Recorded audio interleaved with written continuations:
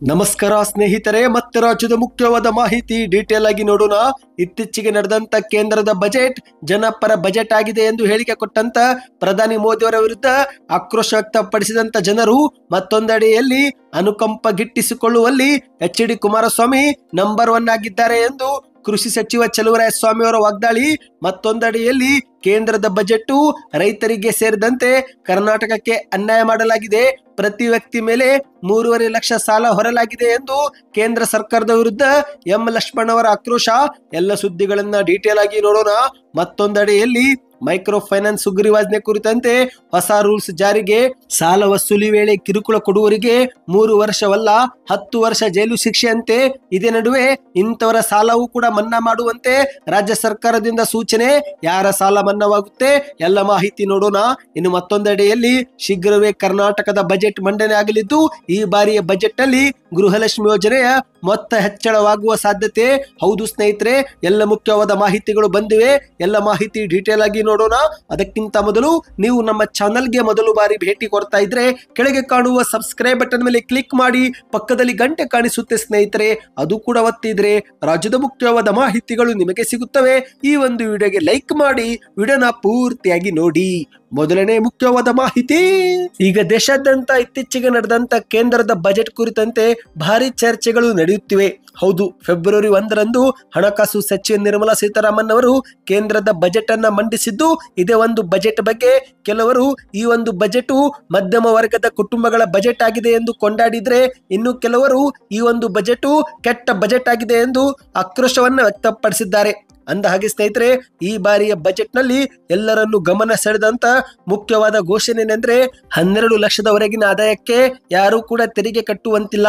ಈ ಒಂದು ಘೋಷಣೆ ಎಲ್ಲರ ಗಮನವನ್ನ ಸೆಳೆದಿದೆ. ಹೌದು, ಇದೇ ಒಂದು ವಿಚಾರ ಕುರಿತಂತೆ ಪ್ರಧಾನಿ ನರೇಂದ್ರ ಮೋದಿ ಅವರು ಕೂಡ ಕೊಂಡಾಡಿದ್ದು, ಕೇಂದ್ರದ ಬಜೆಟ್ ಈ ಬಾರಿ ಜನಪರ ಬಜೆಟ್ ಆಗಿದೆ. ಈ ಒಂದು ಹಿಂದೆ ನೆಹರು ಅವರ ಕಾಲದಲ್ಲಿ ನೀವು 12 ಲಕ್ಷ ಗಳಿಸುತ್ತಿದ್ರೆ ನಿಮ್ಮ ಒಂದು ಆದಾಯದ 1/4 ಭಾಗ ಅಂದ್ರೆ 25% ತೆರಿಗೆಯಾಗಿ ಹೋಗುತ್ತಿತ್ತು ಎಂದು ಪ್ರಧಾನಿ ಮೋದಿ ಅವರು ಹೇಳಿಕೆಯನ್ನು ಕೊಟ್ಟಿದ್ದಾರೆ. ಇದೇ ಒಂದು ಹೇಳಿಕೆಗೆ ಸಾಮಾಜಿಕ ಜಾಲತಾಣದಲ್ಲಿ ಜನರು ಆಕ್ರೋಶ ವ್ಯಕ್ತಪಡಿಸುತ್ತಿರುವುದು ಮಾತ್ರವಲ್ಲದೆ ಪ್ರಧಾನಿ ಮೋದಿ ಅವರನ್ನು ದಡ್ಡ ಪ್ರಧಾನಿ ಎಂದು ಟೀಕೆ ಮಾಡಿದ್ದಾರೆ. ಹೌದು ಗೆಳೆಯರೆ, ಪ್ರಧಾನಿ ಮೋದಿಯವರು ಈಗಿನ ಆದಾಯ ತೆರಿಗೆ ಮತ್ತು ನೆಹರು ಕಾಲದ ಆದಾಯ ತೆರಿಗೆ ಕುರಿತಂತೆ ಹೋಲಿಸಿ ಮಾತನಾಡಿದ್ದಕ್ಕೆ ನೆಟ್ಟಿಗರು ಟ್ರೋಲ್ ಮಾಡ್ತಿದ್ದಾರೆ. ಅದರಲ್ಲಿ ಒಬ್ಬರಂತೂ ಅಯ್ಯೋ ಮೋದಿಜಿ, ಅಂದಿನ 12 ಲಕ್ಷ ಮತ್ತು ಇಂದಿನ 12 ಲಕ್ಷ ಎರಡು ಒಂದೇನಾ ಎಂದು ಪ್ರಶ್ನೆ ಮಾಡಿದ್ದಾರೆ. ನಿಮ್ಮಂತಹ ದಡ್ಡ ಪ್ರಧಾನಿ ಪಡೆದ ನಮ್ಮ ಭಾರತ ಉದ್ಧಾರ ಎಂದು ಮಾಧ್ಯಮದಲ್ಲಿ ಬರೆದುಕೊಂಡಿದ್ದಾರೆ. ಇನ್ನೊಬ್ಬರು, ಅಲ್ಲ ಮೋದಿಯವರೇ, ಈಗಿನ ಆದಾಯ ತೆರಿಗೆಯನ್ನು ನೀವು ನೆಹರು ಕಾಲದ ಆದಾಯ ತೆರಿಗೆಗೆ ಹೋಲಿಕೆ ಮಾಡುವುದಾದ್ರೆ ಇತರೆ ಬೆಲೆಗಳನ್ನು ಕೂಡ ಹೋಲಿಕೆ ಮಾಡಿನೇ ಮಾತನಾಡಿ. ಆಗಿನ ಸಮಯದಲ್ಲಿ ಸಿಗುತ್ತಿದ್ದಂತ ವಸ್ತುಗಳ ಬೆಲೆಯನ್ನು ಈಗಿನ ಒಂದು ಸಮಯಕ್ಕೂ ಕೂಡ ಅದೇ ಬೆಲೆನ ನಿಗದಿಪಡಿಸಿ ಎಂದು ಸಾಮಾಜಿಕ ಜಾಲತಾಣದಲ್ಲಿ ಬರೆದುಕೊಂಡಿದ್ದಾರೆ. ಇನ್ನೀಗ ಎರಡನೇ ಮುಖ್ಯವಾದ ಮಾಹಿತಿಗೆ ಹೋಗೋಣ ಸ್ನೇಹಿತರೆ. ಅನುಕಂಪ ಗಿಟ್ಟಿಸಿಕೊಳ್ಳುವಲ್ಲಿ ಎಚ್.ಡಿ. ಕುಮಾರಸ್ವಾಮಿ ನಂಬರ್ 1 ಆಗಿದ್ದಾರೆ ಎಂದು ಕೃಷಿ ಸಚಿವರಾಗಿರುವ ಚಲುವರಾಯಸ್ವಾಮಿ ಅವರು ಮಂಡ್ಯದಲ್ಲಿ ವ್ಯಂಗ್ಯವಾಡಿದ್ದಾರೆ. ಹೌದು ಗೆಳೆಯರೆ, ಸುದ್ದಿಗಾರರ ಮುಂದೆ ಮಾತನಾಡಿರುವಂತಹ ಚಲುವರಾಯಸ್ವಾಮಿ ಅವರು ಕುಮಾರಸ್ವಾಮಿ ಸಿಂಪಲ್ ಮನುಷ್ಯ ಎಂಬುದು ಬಿಂಬಿಸಿಕೊಳ್ಳುತ್ತಾರೆ.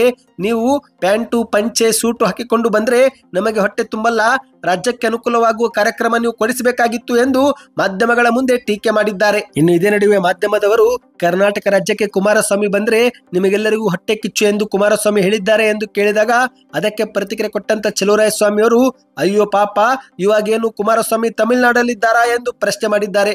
ಇಲ್ಲೇ ಓಡಾಡ್ತಿದ್ದಾರೆ, ವಾರಕ್ಕೆ 4 ದಿನ ಅವರು ಇಲ್ಲೇ ಇರಲಿ, ನಮಗೇನು ಬೇಜಾರಿಲ್ಲ. ಆದ್ರೆ ಅವರು ಎಲ್ಲಿದ್ದಾರೆ ಅನ್ನೋದು ಮುಖ್ಯವಲ್ಲ, ಕರ್ನಾಟಕಕ್ಕೆ ಅವರು ಏನು ಮಾಡ್ತಿದ್ದಾರೆ ಅನ್ನುವುದು ಮುಖ್ಯ ಎಂದು ಮತ್ತೆ ಮಾಧ್ಯಮಗಳ ಮುಂದೆ ವ್ಯಂಗ್ಯವಾಡಿದ್ದಾರೆ. ಇಂದು ಕೇಂದ್ರದ ಬಜೆಟ್ ನಲ್ಲಿ ಕರ್ನಾಟಕ ರಾಜ್ಯಕ್ಕೆ ಅನ್ಯಾಯವಾಗಿದೆ, ಏನಾದ್ರೂ ಒಂದು ಘೋಷಣೆ ರಾಜ್ಯಕ್ಕಾಗಿ ಮಾಡಬೇಕಾಗಿತ್ತು. 25,000 ಕೋಟಿ ರೂಪಾಯಿ ನೀರಾವರಿ ಯೋಜನೆಯನ್ನ ಕೊಡಿಸಿ ರಾಜ್ಯದ ಸಮಗ್ರ ಅಭಿವೃದ್ಧಿ ಇವರು ಮಾಡಬೇಕಾಗಿತ್ತು. ಆಗ ನಾನೇ ಕುಮಾರಸ್ವಾಮಿ ಅವರನ್ನು ಅಭಿನಂದಿಸುತ್ತಿದ್ದೆ ಎಂದು ಮಾಧ್ಯಮಗಳ ಮುಂದೆ ತಿಳಿಸಿದ್ದಾರೆ. ನಮ್ಮ ಕರ್ನಾಟಕ 100 ವರ್ಷಗಳ ನಂತರ ಬರಗಾಲ ಎದುರಿಸಿದೆ. ಕೇಂದ್ರ ಸರ್ಕಾರ ಮಾತ್ರ ಇದುವರೆಗೆ ನಮಗೆ ದುಡ್ಡು ಕೊಟ್ಟಿಲ್ಲ. ಒಂದು ವೇಳೆ ಪ್ರಧಾನಿ ಮೋದಿ ಬಳಿ ಕುಮಾರಸ್ವಾಮಿ ಅವರಿಗೆ ಹೋಗಲು ಸಾಧ್ಯವಾದರೆ ಹೋಗಿ ಕರ್ನಾಟಕಕ್ಕೆ ಏನು ಬೇಕು ಅದನ್ನ ಕೊಡಿಸಲಿ ಎಂದು ಹೇಳಿಕೆಯನ್ನು ಕೊಟ್ಟಿದ್ದಾರೆ. ಕರ್ನಾಟಕದ 19 ಮಂದಿ ಲೋಕಸಭಾ ಸದಸ್ಯರಿದ್ದಾರೆ. ಮೋದಿ ಪ್ರಧಾನಿಯಾಗಲು ಕರ್ನಾಟಕವೇ ಅತಿ ದೊಡ್ಡ ಶಕ್ತಿ ತುಂಬಿದೆ. ಆದರೆ ಇಂದು ಕೇಂದ್ರದ ಬಜೆಟ್ ನಲ್ಲಿ ಕರ್ನಾಟಕವನ್ನೇ ಕಡೆಗಣಿಸಲಾಗಿದೆ. ಯಾವುದೇ ವಿಶೇಷ ಕಾರ್ಯಕ್ರಮವೇ ಕೊಟ್ಟಿಲ್ಲ.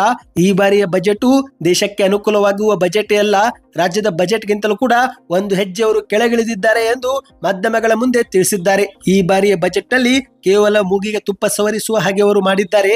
ಬಿಹಾರಿಗೆ ಕೊಟ್ಟ ಹಾಗೆ ಕರ್ನಾಟಕಕ್ಕೆ ಏನು ಅನುದಾನ ಕೊಟ್ಟೇ ಇಲ್ಲ ಎಂದು ಹೇಳಿಕೆಯನ್ನ ಕೊಟ್ಟಿದ್ದಾರೆ. ಇನ್ನೀಗ ಮತ್ತೊಂದು ಮುಖ್ಯವಾದ ಮಾಹಿತಿಗೆ ಹೋಗೋಣ ಸ್ನೇಹಿತರೆ. ಈಗ ಕೇಂದ್ರದ ಬಜೆಟ್ ಕುರಿತಂತೆ ಮೈಸೂರಿನಲ್ಲಿ ಎಂ ಲಕ್ಷ್ಮಣ್ ಅವರು ಕೂಡ ಆಕ್ರೋಶ ವ್ಯಕ್ತಪಡಿಸಿದ್ದಾರೆ. ಹೌದು, ದೇಶದ ಪ್ರತಿ ವ್ಯಕ್ತಿ ಮೇಲೆ 3.5 ಲಕ್ಷ ರೂಪಾಯಿ ಸಾಲವಿದೆ. ದೇಶದ ಮೇಲಿನ ಸಾಲವನ್ನು 205 ಲಕ್ಷ ಕೋಟಿಗೆ ಏರಿಕೆ ಮಾಡಿದ್ದೇ ಬಿಜೆಪಿಯವರ ಸಾಧನೆ ಎಂದು ಕೆಪಿಸಿಸಿ ವಕ್ತಾರರಾಗಿರುವ ಎಂ ಲಕ್ಷ್ಮಣ್ ಅವರು ಟೀಕೆಯನ್ನ ಮಾಡಿದ್ದಾರೆ. ಹೌದು, ಮೈಸೂರಿನ ಕಾಂಗ್ರೆಸ್ ಭವನದಲ್ಲಿ ಸುದ್ದಿಗೋಷ್ಠಿಯಲ್ಲಿ ಮಾತನಾಡಿದಂತೆ ಇವರು ಈ ಬಾರಿಯ ಬಜೆಟ್ ನಲ್ಲಿ ನಮಗೆಲ್ಲರಿಗೂ ತೆಂಗಿನಕಾಯಿ ಚಿಪ್ಪು ಕೊಟ್ಟಿದ್ದಾರೆ ಎಂದು ತೆಂಗಿನಕಾಯಿಯ ಚಿಪ್ಪನ್ನ ಪ್ರದರ್ಶಿಸುವ ಮೂಲಕ ಕೇಂದ್ರದ ಬಜೆಟ್ ವಿರುದ್ಧ ಎಂ ಲಕ್ಷ್ಮಣ್ ಅವರು ಆಕ್ರೋಶ ವ್ಯಕ್ತಪಡಿಸಿದ್ದಾರೆ. ಈ ಒಂದು ಹಿಂದೆ 1947ರಿಂದ 2014ರವರೆಗೆ ನಮ್ಮ ಭಾರತ ಮಾಡಿದ್ದಂತ ಸಾಲ 53 ಲಕ್ಷ ಕೋಟಿ ಮಾತ್ರ. ಆದ್ರೆ ಬಿಜೆಪಿ ಅಧಿಕಾರಕ್ಕೆ ಬಂದ ಕೇವಲ 10 ವರ್ಷದಲ್ಲಿ ಭಾರತದ ಸಾಲವು 205 ಲಕ್ಷ ಕೋಟಿಯಾಗಿದೆ. ದೇಶವನ್ನು ಸಾಲದ ಕೂಪಕ್ಕೆ ತಳ್ಳುವಂತಹ ಕೀರ್ತಿ ಬಿಜೆಪಿಯವರಿಗೆ ಮಾತ್ರ ಸಲ್ಲುತ್ತೆ ಎಂದು ಮಾಧ್ಯಮಗಳ ಮುಂದೆ ವಾಗ್ದಾಳಿ ಮಾಡಿದ್ದಾರೆ. ಈ ಬಾರಿಯ ಬಜೆಟ್ ಇಂಡಿಯಾ ಬಜೆಟ್ ತರ ಕಾಣುತ್ತಿಲ್ಲ, ಬಿಹಾರದ ಬಜೆಟ್ ತರ ಕಾಣ್ತಾ ಇದೆ. ಬಿಹಾರ ರಾಜ್ಯಕ್ಕೆ 78,000 ಕೋಟಿ ರೂಪಾಯಿ ಪ್ರಾಜೆಕ್ಟ್ ಘೋಷಣೆ ಮಾಡಿದ್ದಾರೆ. ಎಲ್ಲಿ ಚುನಾವಣೆ ಬರ್ತಾ ಇದೆಯೋ ಅಲ್ಲಿ ಮಾತ್ರ ವಿಶೇಷ ಪ್ಯಾಕೇಜ್ ಕೊಟ್ಟು ಮತದಾರರ ಓಲೈಸುವ ಕೆಲಸ ಅವರು ಮಾಡ್ತಿದ್ದಾರೆ ಎಂದು ಎಂ ಲಕ್ಷ್ಮಣ್ ಅವರು ಕಿಡಿಕಾರಿದ್ದಾರೆ. ಈ ಬಾರಿಯ ಬಜೆಟ್ ನಲ್ಲಿ ಕರ್ನಾಟಕಕ್ಕೆ ಶೂನ್ಯ ಸಿಕ್ಕಿದೆ. ಜಿಎಸ್ಟಿ ಹಣವಲ್ಲೂ ಕೂಡ ಅನ್ಯಾಯ ಮಾಡಲಾಗಿದೆ. ನರೇಗಾ ಯೋಜನೆಯಲ್ಲೂ ಕೂಡ ಅನುದಾನ ಕಡಿಮೆ ಮಾಡಿದ್ದಾರೆ. ಇನ್ನು ಕೃಷಿ ಕ್ಷೇತ್ರದ ಅನುದಾನದಲ್ಲೂ ಕೂಡ ಗಣನೀಯ ಇಳಿಕೆಯಾಗಿದೆ. Make in India, stand up India ಅನುಷ್ಠಾನಕ್ಕೆ ಕೇವಲ 100 ಕೋಟಿ ಕೊಟ್ಟಿದ್ದಾರೆ. ಒಟ್ಟಿನಲ್ಲಿ ಈ ಬಾರಿ ಬಜೆಟ್ ನಲ್ಲಿ ನಮ್ಮ ರಾಜ್ಯಕ್ಕೆ ಖಾಲಿ ಚೊಂಬು, ಖಾಲಿ ತೆಂಗಿನಕಾಯಿ ಚಿಪ್ಪು ಮತ್ತು 3 ನಾಮ ಹಾಕಿದ್ದಾರೆ ಎಂದು ಮಾಧ್ಯಮಗಳ ಮುಂದೆ ಆರೋಪವನ್ನ ಮಾಡಿದ್ದಾರೆ. ಇಂದು ಕರ್ನಾಟಕದ ಸಂಸದರು ಕರ್ನಾಟಕಕ್ಕೆ ಒಂದೇ ಒಂದು ಯೋಜನೆ ತರಲು ಕೂಡ ಇವರಿಗೆ ಸಾಧ್ಯವಾಗಲಿಲ್ಲ.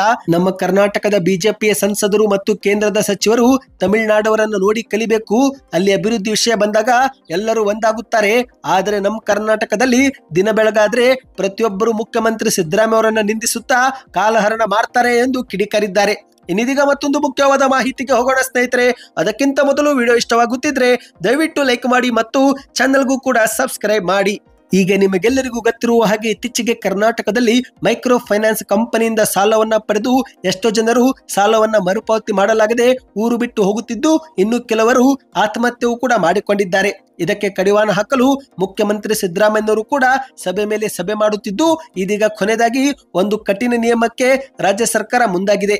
ಹೌದು ಗೆಳೆಯರೆ, ಅನಧಿಕೃತವಾಗಿ ಸಾಲ ಕೊಟ್ಟರೆ ಅಂತಹ ಸಾಲವನ್ನ ಮನ್ನಾ ಮತ್ತು ಯಾರೆಲ್ಲರೂ ಕಿರುಕುಳ ಕೊಡ್ತಾರೋ ಅಂತಹ ಕಂಪನಿ ವಿರುದ್ಧ 10 ವರ್ಷ ಶಿಕ್ಷೆ ಕೊಡಲು ರಾಜ್ಯ ಸರ್ಕಾರ ಮುಂದಾಗಿದೆ.